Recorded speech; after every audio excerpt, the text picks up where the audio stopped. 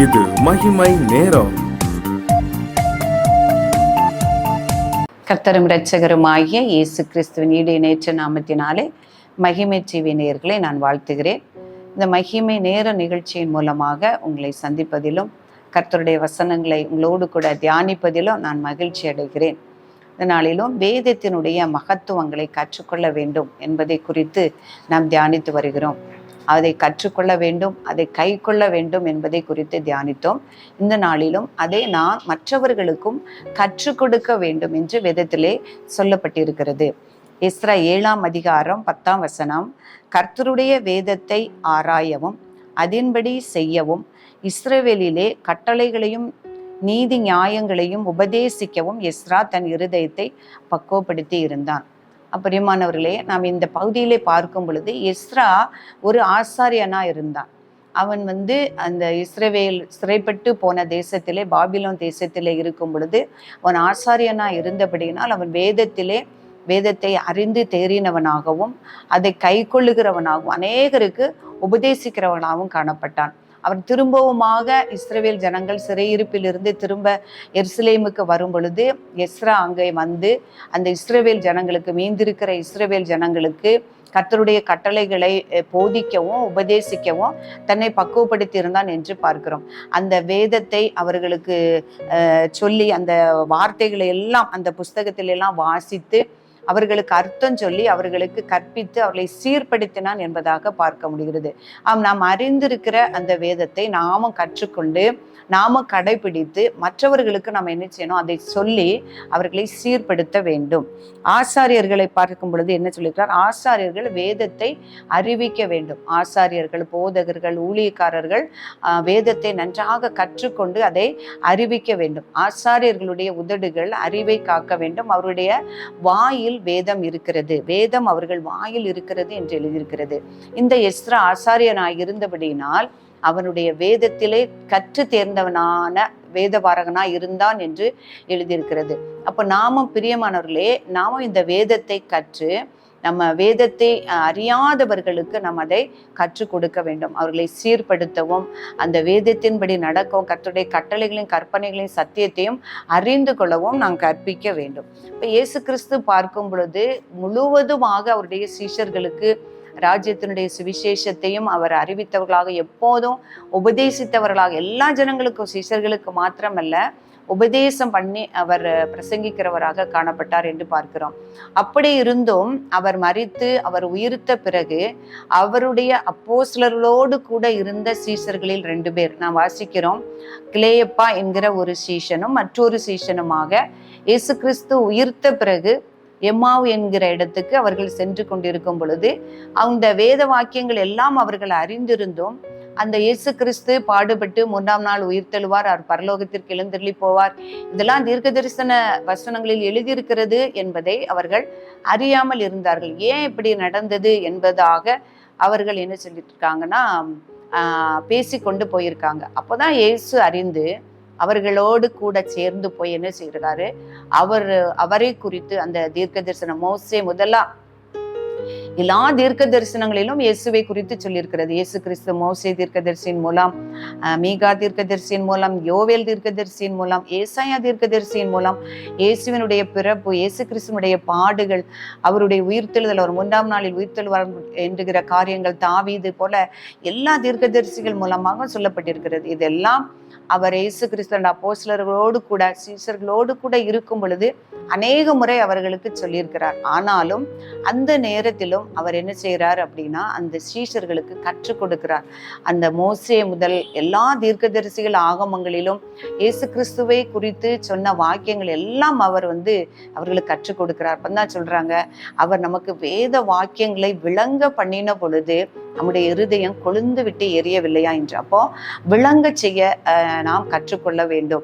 மற்றவர்களுக்கு விளங்கும்படியாய், புரியும்படியாய் நாம் கற்றுக் கொடுக்க, போதிக்க, நாம் உபதேசிக்க நாம் கற்றுக்கொள்ள வேண்டும். இன்னும் ஒரு காரியம் நம்ம பார்க்கும் பொழுது, இயேசு கிறிஸ்து உயிர்த்த பிறகு அநேகருக்கு அந்த சத்தியங்கள், அதாவது சுவிசேஷங்கள் சென்றடையவில்லை.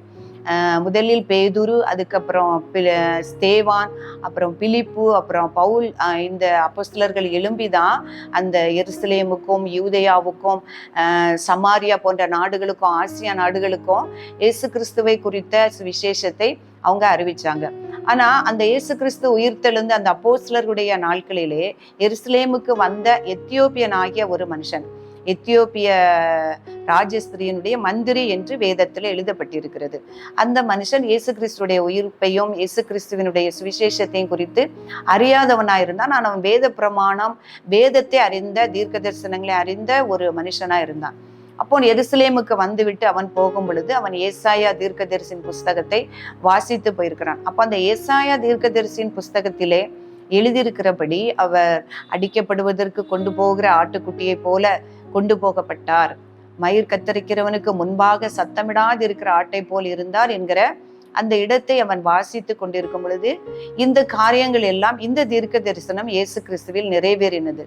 அவன் அறியாமல் இருந்தான். அதனால பரிசுத்த ஆவியானவர் பிலிப்பு இடத்துல சொல்லி, அந்த பிலிப்பு அந்த மந்திரியோட கூட போய், நீர் வாசித்த இந்த வாக்கியங்களை உமக்கு புரிகிறதா என்று கேட்கும்போது, யாராவது எனக்கு விளங்க பண்ணினாதானே எனக்கு புரியும் அப்படின்னு சொல்றாரு. அப்போ பிலிப்பு சொல்றாரு, அதுக்கப்புறம் இயேசு கிறிஸ்துவை குறித்த எல்லா காரியங்களையும், அவர் தீர்க்கதரிசியின் மூலமாக சொல்லப்பட்ட காரியங்கள், அவர் மனுஷனாய் பிறந்தது, அவர் நமக்காக பாடுபட்டது, நமக்கு இரத்தம் சிந்தினது, அவர் 3ஆம் நாளில உயிர் தெழுந்தது, அவருடைய இரத்தத்தினால் பாவ மன்னிப்பு உண்டு, அவருடைய இரத்தத்தினாலே ரட்சிப்பு உண்டு, அவருடைய நாமத்தினால நம்ம ஞானஸ்தானம் எடுத்தா நம்ம ரட்சிக்கப்படுவோம்ங்கிற காரியங்களை எல்லாம் விளங்க பண்ணின பொழுது அவர் என்ன செய்தாருன்னா, அப்படி இயேசு கிறிஸ்துவை விசுவாசித்து அவர் உடனே சொல்றாரு, நம்ம உடனே ஞானஸ்தானம் எடுப்போம், நம்ம மனம் திரும்பி பாவ மன்னிப்புக்கென்று இயேசு கிறிஸ்துவின் நாமத்தினாலே ஞானஸ்தானம் பெற்றால் நீங்க ரட்சிக்கப்படுவீர்கள் என்று சொன்ன வார்த்தை கேட்ட உடனே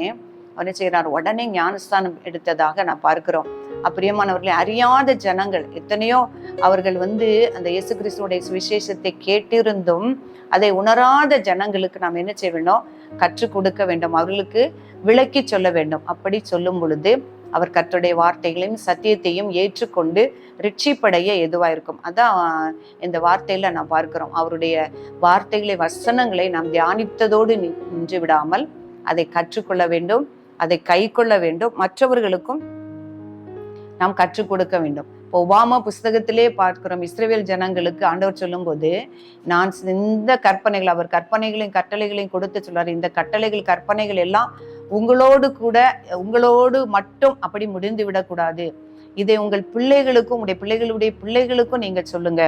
நீங்க வீட்டில நிற்கும் பொழுதும், எழுந்திருக்கும் பொழுதும், படுத்திருக்கும் போதும் இவைகளை குறித்தே உங்க பிள்ளைகள்கிட்ட பேசி இதை நீங்க சொல்லுங்க என்பதான் ஆண்டவர் நமக்கு கட்டளையா சொல்றார். அப்போ நம்ம கற்றுக்கொண்ட சுவிசேஷத்தை மற்றவர்களுக்கு சொல்லவும், அவங்களுக்கு விளங்க பண்ணவும், சுவிசேஷத்தை அறிவிக்கவும் அது நம்ம மேல விழுந்த கடமையா இருக்கிறது. நாம் அறிந்து அதை கை கொண்டு அதை மற்றவர்களுக்கு சொல்லாம இருந்தா அது கர்த்தருக்கு முன்பாக நீதியாக இருக்காது, நம்ம மேல விழுந்த கடமை. ஆண்டவராக தான் சொல்லியிருக்காரு, நம்ம எல்லாரும் சுவிசேஷத்தை அறிவிக்க வேண்டும், அதுதான் நம்ம மேல விழுந்த கடமையா இருக்கிறப்ப கற்றுக்கொண்டு மாத்திரமல்ல, கற்றுக்கொண்டு கடைபிடித்து அதை மற்றவர்களுக்கு விளங்க கற்றுக் கொடுக்க நாம் தகுதி உடையவர்களாகவும் விருப்பம் உடையவர்களாகவும் கடமை உடையவர்களாகவும் நான் காணப்பட வேண்டும். அந்த கிருபையை தேவன் ஒவ்வொருவருக்கும் நாம் தரும்படியாக நான் ஜெபிப்போம்.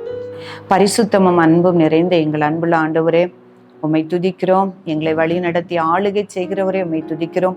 துதிக்கும் கனத்துக்கும் பாத்திரரே உம்மை துதிக்கிறோம். இந்த அருமையான நாளுக்காக தேவரீர் உமக்கு நன்றி செலுத்துகிறோம். நம்முடைய வேத வாக்கியங்களை, வசனங்களை தியானிக்கவும், அதை கற்றுக்கொள்ளும், அதை கடைபிடிக்கவும், அதை மற்றவர்களுக்கு உபதேசிக்க வேண்டும் என்கிற சத்தியத்தை எங்களுக்கு கற்றுத்தந்தீரப்பா.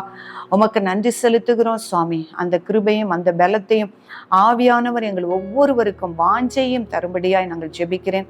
ஞானமுள்ள இருதயத்தையும் தெளிந்த புத்தியும் எங்களுக்கு தந்து உடைய வார்த்தைகளை எங்கள் இருதயத்திலே இருந்து கற்றுக்கொள்ளவும், கடைபிடிக்கவும், அதை மற்றவர்களுக்கு போதிக்கவும் அப்பா, ஸ்தோத்திரம் அப்பா, கற்றுக் கொடுக்கவும் எங்களுக்கு உதவி செய்யும்படியா ஜெபிக்கிறேன் சுவாமி. எங்களை தாழ்த்தி அர்ப்பணிக்கிறேன், உடைய நாமத்தையே உயர்த்துகிறேன். இயேசு கிறிஸ்துவின் நாமத்தில் ஜெபிக்கிறேன் நல்ல பிதாவே.